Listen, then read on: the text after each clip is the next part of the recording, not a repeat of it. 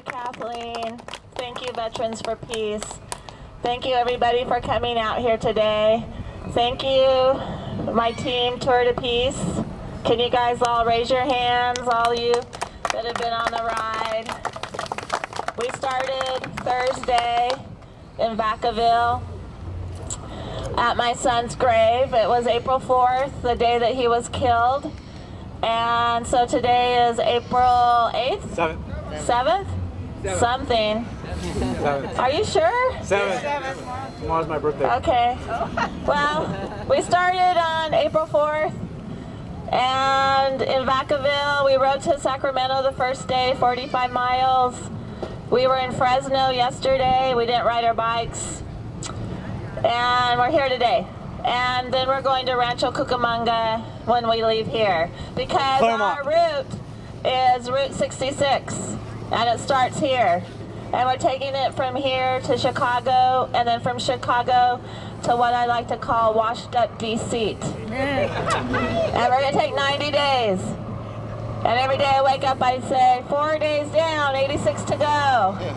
And pretty soon it's going to be 86 down, 4 to go. So we're riding our bikes most of the way. And why are we doing that? Peace. Well, we're doing it for peace and justice, and we're also doing it for a world that is sustainable. Yeah. And clean. And free from war. Free from war. And environmental devastation. If we don't, from the top down and the down up, break our addiction to fossil fuels, fracking, offshore drilling, nuclear power, all of those obscene, damaging, toxic, poisonous fuel, then, everybody's doomed. Even the people who profit off of war. Yeah. Right? So this is always very meaningful to me to be here at Arlington West, whether I'm in Santa Barbara or here in Santa Monica. A few weeks after my son was killed, I don't even know how to explain it. Just deep devastation and pain. And I saw Steve Sherrill on CNN. And he's the one who started Arlington West in Santa Barbara. And they did a story about Arlington West and about Steve and about him making the crosses.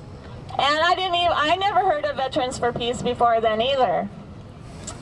So it was like a few days before Mother's Day, and my first Mother's Day without Casey. And I told Casey's dad, I want to go there. I want to meet these people who are doing this. And so we went, and I've been very close to Veterans for Peace since then. And they gave us a place to be anti-war. They gave us a place where it was okay to say, my son is not a hero, he's a victim. So it was like I found a new family, because we had very few people at that time that agreed with those sentiments. So it feels very lonely. But I'm also very cognizant of the fact that if we put a symbol out for every innocent person in Iraq or Afghanistan or Pakistan, we don't even know how far down the beach it would stretch. One time we were in Crawford in 06, the end of the year in 06. We put a tiny American flag along Prairie Chapel Road, about a foot apart, I think, for every soldier that had been killed. And I'm not really into the flag, but I thought that the flag would make a statement in Crawford, Texas. Do you know some of those people came out of their houses and tore the flags out of the ground and threw them down because they knew it symbolized something demented, and so, but something they supported. And so anyway, we tried to figure out, however many Iraqi and Afghans were dead at that time, how many symbols we would have to put out and how far it would stretch, because I think we went for a mile at least down each side of Prairie Chapel Road in Crawford with the American flags 1 foot apart for each U.S. troop. I think we figured out, and I don't know the numbers of U.S. dead or innocent dead, but we figured it would stretch to Houston, Texas, from Crawford, Texas. So we, of course, have to remember and never forget the devastation of war, like we seem to do. And the empire puts it so far away from the average person that they don't even have to think about it.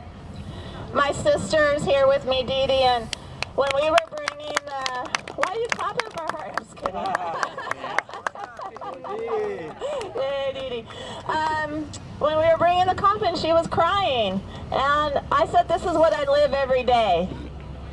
You know, this is my life every day. I'll be working online, and I'll be researching something, and I'll see a picture of those coffins that Tammy, what was Tammy's last name? You remember Tammy?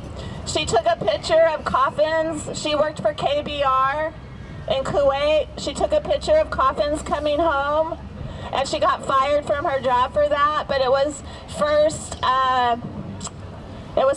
published in the Seattle paper.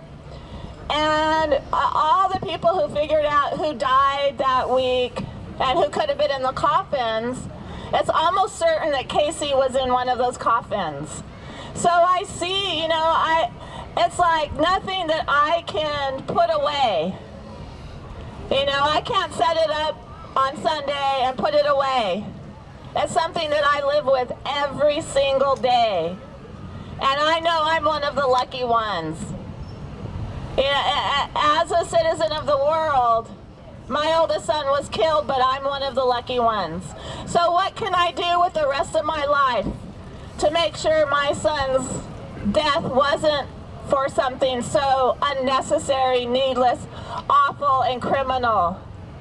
We can try and make their sacrifices stand for peace and stand for justice, because whatever happens after you die, I'm pretty sure there's no pro-war side on the other side.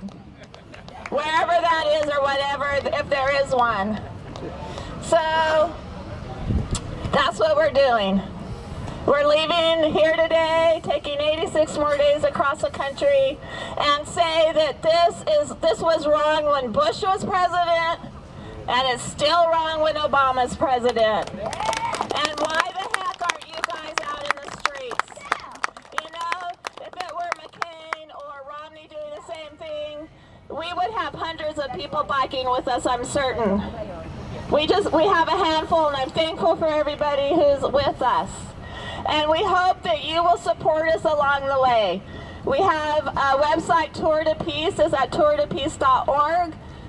You can order these awesome t-shirts from the website. And if you have, you know, any money you can give us today for gas or fuel for the riders, we do have a support vehicle. And, you know, us riders need fuel along the way also. So, see Dee Dee or I if you need more information about that. Have you ever heard the sound of a mother screaming for her son?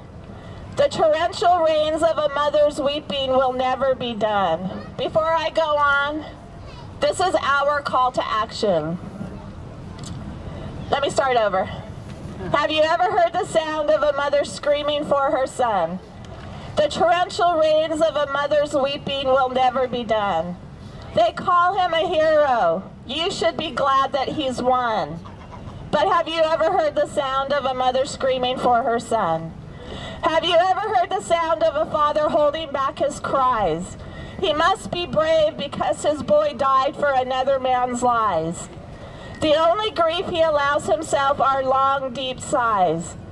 Have you ever heard the sound of a father holding back his cries? Have you ever heard the sound of taps played at your brother's grave? They say that he died so that the flag will continue to wave. But I believe he died because they had oil to save. Have you ever heard the sound of taps played at your brother's grave?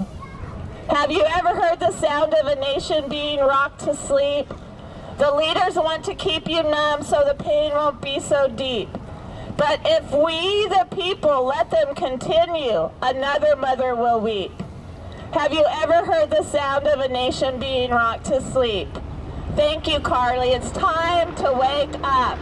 It's time to wake up and hit the road. Thank you.